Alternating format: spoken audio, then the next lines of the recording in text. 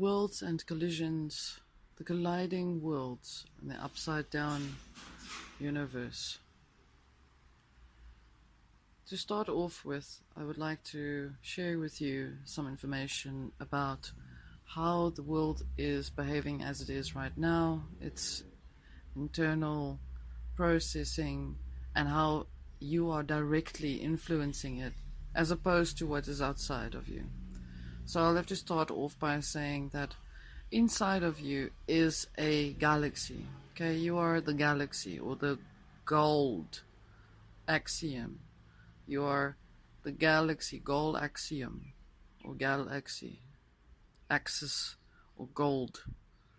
You are emitting that particular frequency because of where you come from. You come through the sun into this particular galaxy. And as I've spoken before in previous discussion, I've mentioned that the universes are linked to each other like a string of pearls, and the string being the wormhole, or the worm, the body, the serpent that you're going through. Through that particular process, you enter into another world. Now, okay, bear in mind I'm jumping from one end to the other end, so I'll try to explain to you. In the beginning part, you will see where you are living inside a cosmic, let me put it this way, go back to the beginning. The first thought, the first emotion, energetic motion, the first feeling, all of that. The senses, the very first. The first world. First world is the first expression of who you are. Then moving out from that particular expression, the first world is a globulous, formless existence. Okay, you and many others are living inside of that particular frequency, or that sphere, or that shapeless watery womb. Okay, there's a lot of words in here. That's why I'm discussing it in such a way so that you can pay attention to what you're hearing. Okay, and out of that womb, or watery world, or the waters of the birth, you are birthing or being birthed into a new world, the world that we're living in right now, the one that is an exact reflection or a mirror of what is of where you come from. It's like looking into like when you're in Stargate, when you actually go through the Stargate. And the Stargate, that is the door for this world, this new world that you're in, that you're going into. Let's call it Galaxy B, or Universe B. Galaxy B is this timeline, this world, this realm that we're living in. Okay, and Galaxy A is where you come from. Okay, this is just for an example. Galaxy A is very similar, is the intact galaxy or world that you are coming from. In Galaxy A, you have the following things. You will, number one, feel and think and sense that you are destined to reach a new potential. And by deciding that particular potential, you will go through the birthing process where you will be released from that particular world, that womb, okay? And out of that womb, you will enter into the birthing canal, or the birth canal, or the uterus, or the wormhole. You will go through, and in through that wormhole or birth canal, you will enter into a new reflection or potential reflection of what it is that you're seeking to experience. And so you enter creating alongside your thoughts with you, alongside with you, a new world or Galaxy B. Now you're in Galaxy B and you're existing on a place called Earth, and this has got nothing, I'm not bringing in past lives, I'm not bringing in anything that has to do with okay, you were once an alien and now you're in human form, none of that. I'm just speaking very metaphorically and very diagrammatically so that you could follow what I'm trying to explain. This is very, very important for you to understand or be in the standing of the truth within you, that all things that are surrounding you is a direct influence of your thoughts and your feelings and how you perceive and your intentions. In the following process, I mentioned when you go through, you are a galaxy. All planets, all realities, all timelines, all of everything exists exactly inside of you. This is called the tree of life. Each one of you has a tree of life or is a tree of life. But here is where the issue the problem came in, the snag that we hit, or the fall of man, or the fall of consciousness came in, was when there where the sun is, normally in your chest where you come from, if you look at the process of what the Kabbalah tree looks like, the sun is reasonably close, it's in the stomach area. It's actually not supposed to be there. It's supposed to be in the heart because you go through the sun, and the moon has taken that place in the Kabbalah tree of Kabbalah. And so it's swapped over. Everything that's in the Kabbalah tree, as you look at it, is an exact reflection or an opposite of, or an upside down opposite of what is exactly how it should be. In other words, you are going forward backwards in that way. Now, what others are trying to do is to try and bring in for you the confusion of the spiral, that you're that you're going up, but you're actually going down. Just like to reiterate and explain a little bit more clearer so that you get the sense of this, is that when you go through this particular process in this world, all is a reflection. Okay? So all is a reflection of the other world, or that where you come from. You are a fractal of that, or a fragment of that specific world. And you're coming into a new world because it was created so for you to go into by yourself, by others who have been there before you, by you who has traveled perhaps through this over and over and over. And through that, when you walk through a path in the forest, you will walk through it long enough, and before you know it, you've created a little path where there was not a path before. So in that way, repetition and experiences have created a particular new reality. And this particular reality is based on time and space.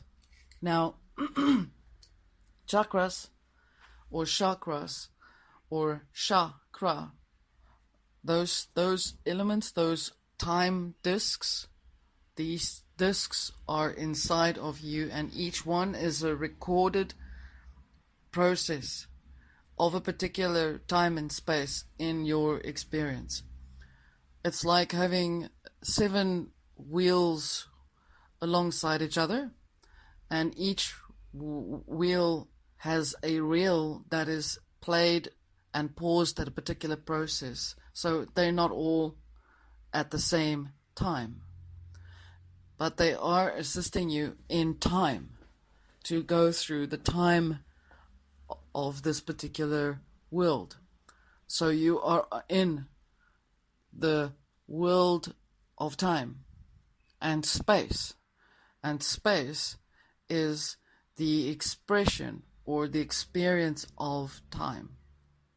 And time is created by starting from one end and completing it at another particular place or end. Through this process, you will learn to see that everything that you feel, that you experience, is almost synonymous, almost immediately a reflection of exactly everything that you have been afraid of, or that you've been worried about, or that you've wished for. The person that you've always dreamt about, that's the person that came to you. The thing that you've hoped that would not happen, you've already set intentionally in place to actually happen, because you did not reiterate or specify that this is what you do not want to be part of. And so language comes in place. And it's the language or the lingua or the langua that explains to you that it's how you spell your world, how you spell your words. And spelling has to do with wizardry.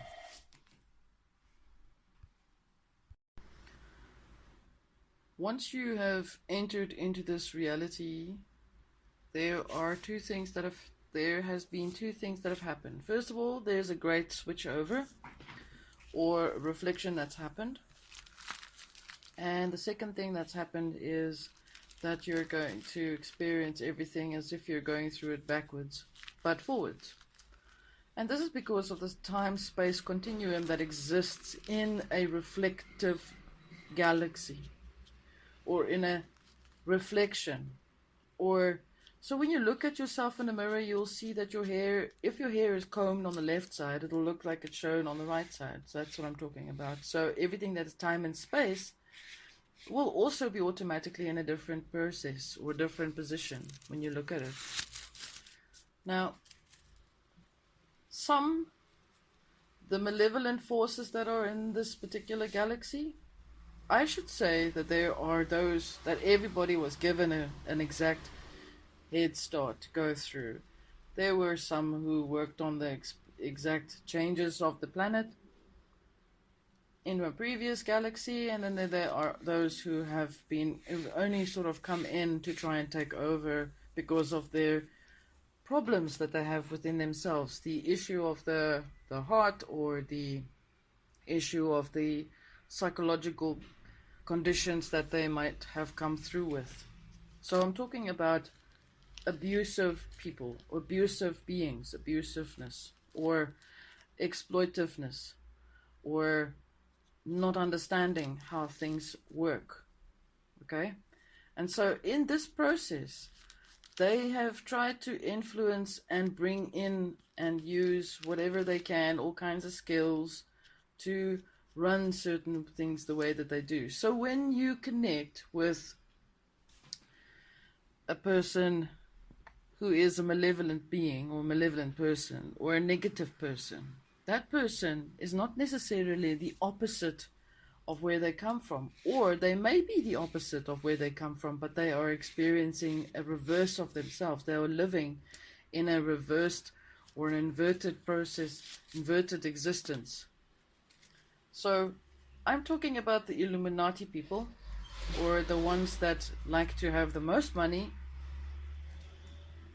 because they have the least that they can actually, that they have the least to focus on within themselves. So they have then tried to formulate their world to become a reality.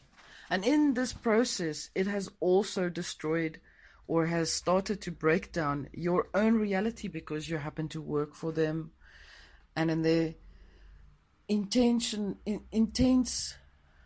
greater version of existence, they might have had a greater influence without you being aware that you can actually fight it back. And before you knew it, you suddenly feel like you're out of place. You don't actually feel like you belong. You're like, where the hell am I? I shouldn't be here. And that's when you start to have the awakening process. Not that you were asleep, but just that you're actually seeing there's more happening around you than you would normally do. Or you finally had enough and you've got the guts now to say, screw you, I'm actually out of here. Okay?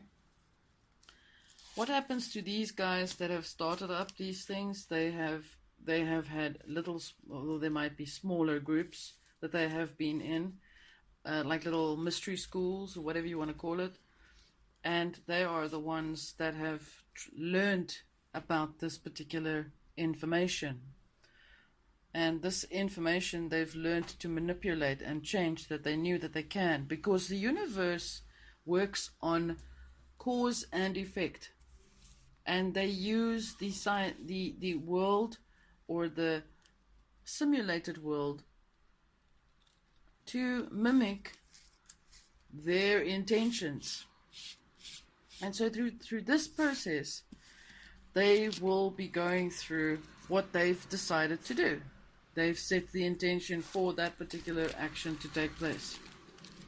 So now, the following thing you need to take in mind is, how do we stop this? Do we stop this? How do we work through it? How do we go through it? Can we go through it? All these questions that we're thinking about.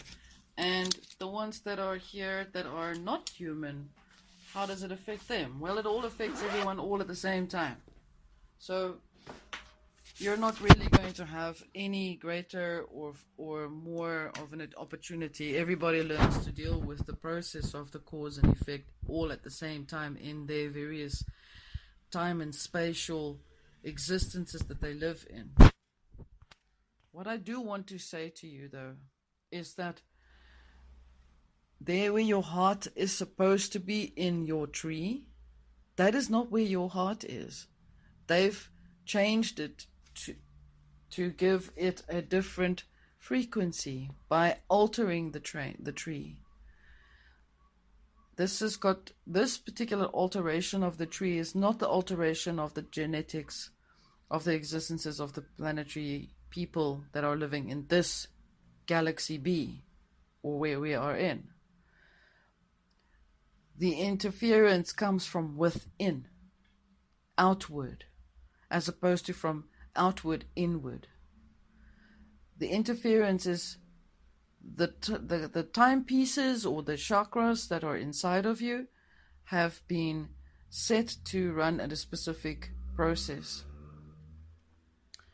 And there is a greater force at work, and it's not necessarily the greater force that you would be able to consider or call God, but the force that is really the universal force that exists as a particular world that works in a specific process from naught to naught, or naught to one, or in a circular motion, or in a spiral motion, or in a pentagrammic motion.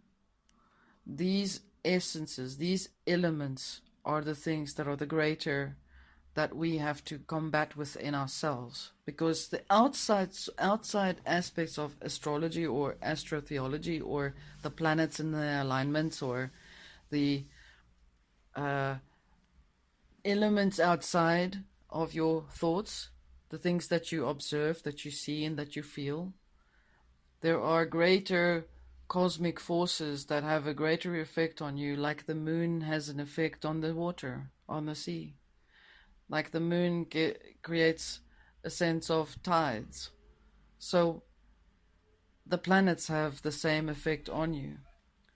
But remember, as I said to you in the beginning, you are a galaxy.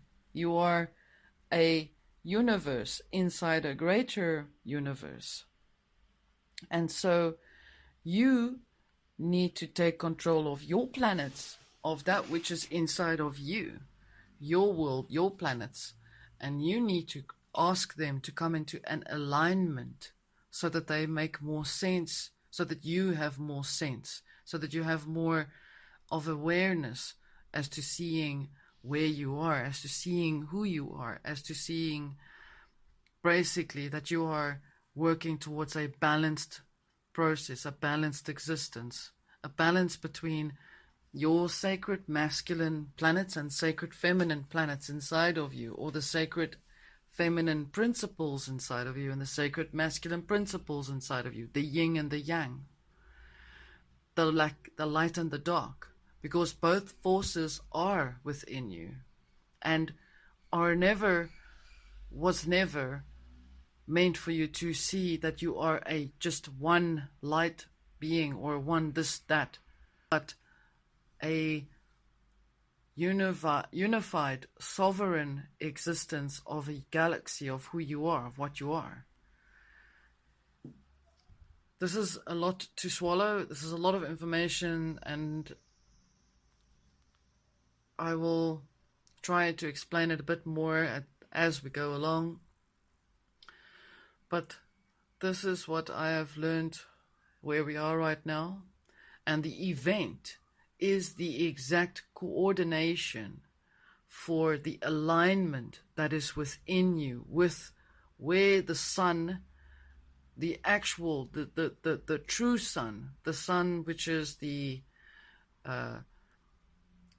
light source that is within you, your spirit that is connected to that particular door inside of you, so that you can see who you are, who you were always meant to be, who you were supposed to be.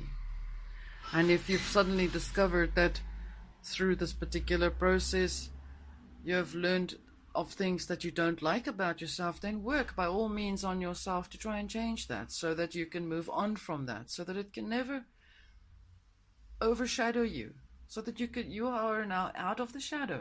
You are now in the light. And in the light means to place things and looking at it with the internal light rather than an external light. I hope this makes sense. If it doesn't make sense, listen to it again until you sort of get what I'm trying to explain. It is also very difficult for me to try and explain this particular situation or this particular subject, since it is from internal guidance and information that's been given to me. And I am also, by all means, just sharing with you my experience. I'm not forcing this on anyone or making anyone make believe anyone to believe or live in the belief of that particular information, but for you to decide for yourself, to use your discernment to know who you are. You are far more greater than you think you are. First of all, you're the God of your universe. You're a God of your universe, but God is also limited because it's masculine. It's a polarized view of the Creator. And so I'm calling you you. You are you. I am me. We are connected. We are loved. We are love. We are expressions of love, because we decide to be expressions of love. Take care.